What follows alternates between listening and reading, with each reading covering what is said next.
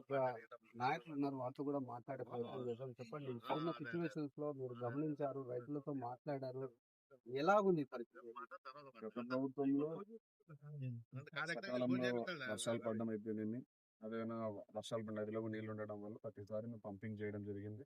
అప్పుడున్న ఉన్నతాధికారులతో మాట్లాడి ప్రతి చెరువు కూడా నింపడం జరిగింది. దాంట్లో చిన్న చిన్న సమస్యలు ఉన్నప్పటికీ కూడా పరిష్కరించి రైతులు నీళ్లు అందించడం జరిగింది. కాకపోతే ఈ ప్రభుత్వం వచ్చిన తర్వాత గత 2 సంవత్సరాలుగా లిఫ్ట్ ఇరిగేషన్లు మరమ్మతులు అయితేనేమి, వాళ్ళకి జీతాలు ఇవ్వడం విషయంలో అయితేనేమి, వాటన్నిటి కూడా ప్రభుత్వం పట్టించుకోవడం లేదు. దాంతో పాటు ఈ సంవత్సరం కరువు ఎక్కువైంది కాబట్టి నది కూడా నీళ్ళు లేదు. అదేవిధంగా వర్షపాతం కూడా లేదు. రైతులందరూ కూడా ఇక్కడ వ్యవసాయం మీద ఆధారపడిన ప్రాంతం మంత్రాల నియోజకవర్గం అంటేనే వ్యవసాయం మీద ఆధారపడిన ప్రాంతం.